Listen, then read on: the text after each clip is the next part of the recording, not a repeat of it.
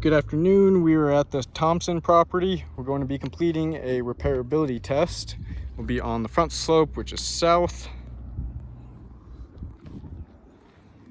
We have this damaged shingle that we'll do the repairability test on.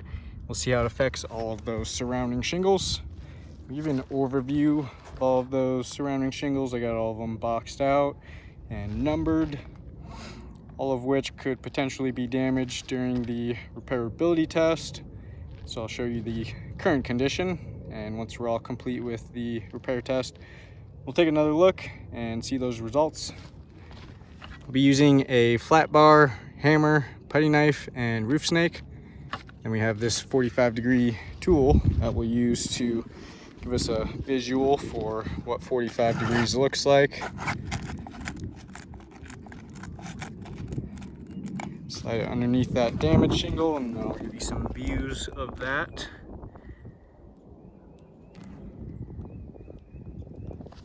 And then throughout the repairability test, any of those shingles that we do have to lift, try to keep them below that 45 degrees.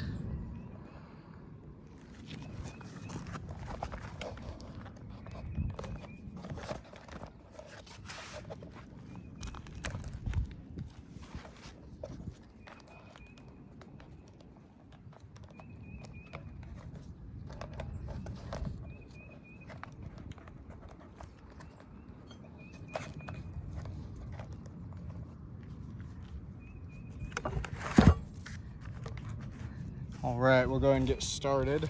We'll start by getting all of those shingles unsealed. We'll use the putty knife to unseal the top shingle.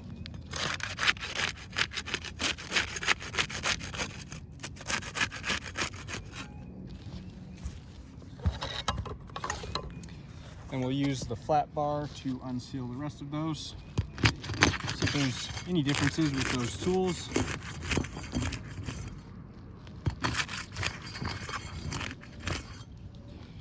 Now we'll start removing those nails. Looks like we do have some nail pull-throughs. You can see where those nails pulled through the shingle. I'll just give you a close-up, show you what I'm talking about here. You can see where that nail went through that shingle there, pulled through. I'll point out if we have any more pull-throughs, but that'll be damaging the shingle that it pulled through. It'll be fracturing the matting on the shingle. But we'll go and continue with the repairability test.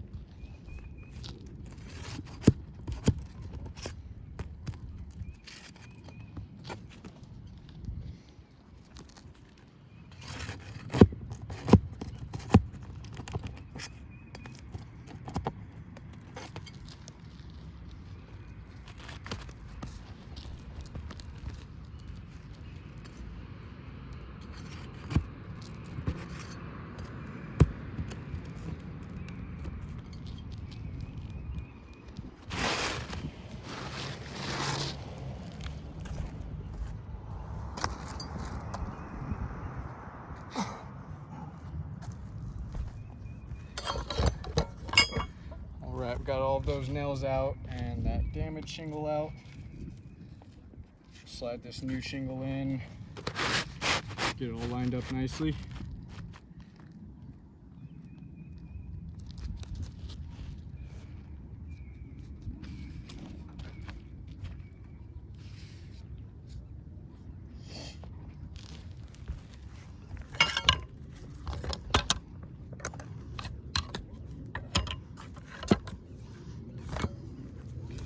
Start getting some nails in there now.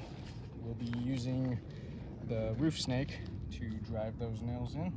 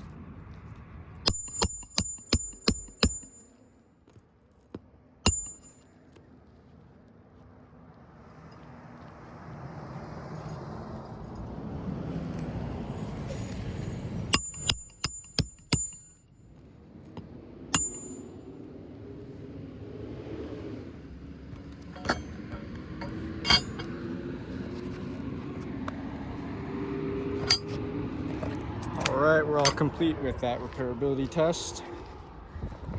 Give you another overview of all of those surrounding shingles.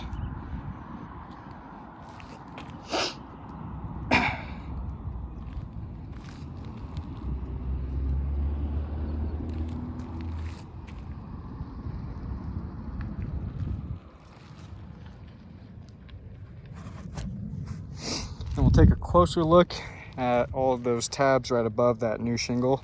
I'll clear off some of this chalk so we can see everything a little better.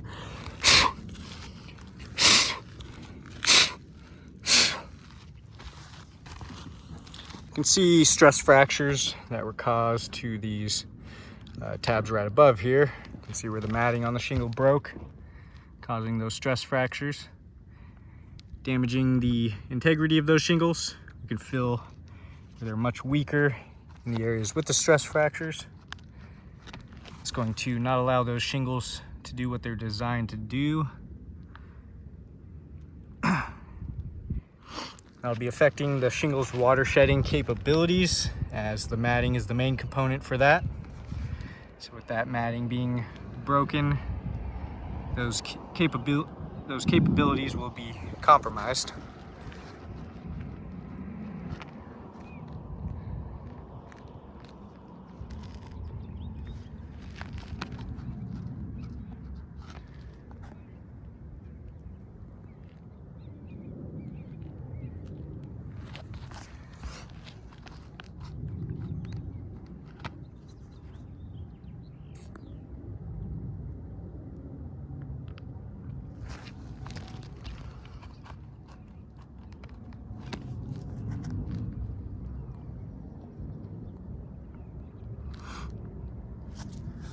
Then we'll take a look underneath, see if we're seeing any mat transfer. We did have some pretty significant mat transfer.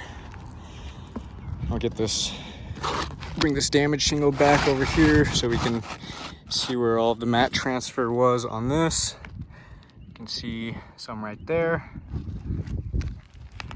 as well, there. And we should be able to see where the pieces of matting there were torn off the bottom of these tabs.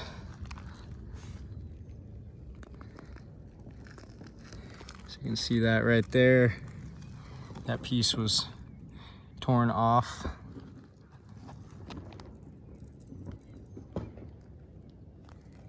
And then some more over there. You can see all of that exposed fiberglass due to that mat transfer. So that mat transfer will also be damaging the integrity of those shingles.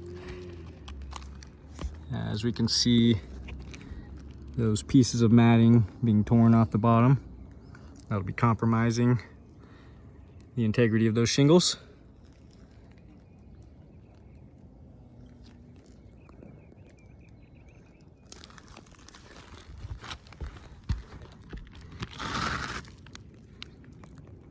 See that mat transferred there as well. So we have mat transfer along both these rows of shingles, which we used the putty knife to unseal the top one, and we used a flat bar to unseal this lower one. And that mat transfer is going to be occurring while we're unsealing. So we can see either tool that's used, whether it is the putty knife or the flat bar. Looks like it's going to be causing some pretty significant mat transfer. So it's going to be impossible to get around that. You can see that mat transfer there. And then along with damaging the integrity of those shingles with all of that mat transfer, it's also going to be making it more difficult for those shingles to reseal properly once repairs have been made.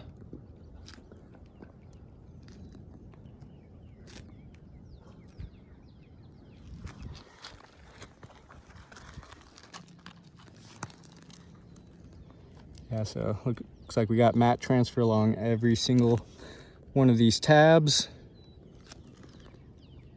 It's a very significant mat transfer as well. Got that there. So with all of those damages, the stress fractures and all the mat transfer that occurred during the repairability test here, I don't believe repairs are feasible to this roof.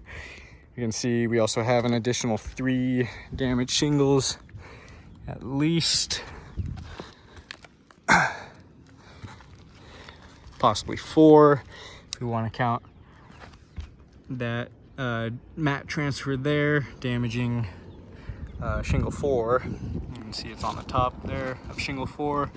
And we have shingle 5, shingle 6, and shingle 7 damaged with those stress fractures and mat transfer as well. So 4 additionally damaged shingles just from replacing 1 wind damage shingle. And leaving those surrounding shingles in a condition for potential water intrusion. So I do not believe repairs are feasible to this roof, as we can see the results from this repairability test. And this wind damage is very widespread. We have it all over every single slope, very widespread. So if we can see if repairs are completed, all of those repairs are going to be left in a condition where there will be potential water intrusion with those damages, and this insured is going to have potential leak hazards all over their roof. Everywhere we can see repairs are needing to be completed. So I do not believe that would be indemnification, leaving the insured with more damaged shingles than they previously had. and a bunch of potential leak hazards all over their roof. So I do not believe this roof is repairable. I'll go and chalk up all of those damages and get some better pictures of those. Thank you for your time.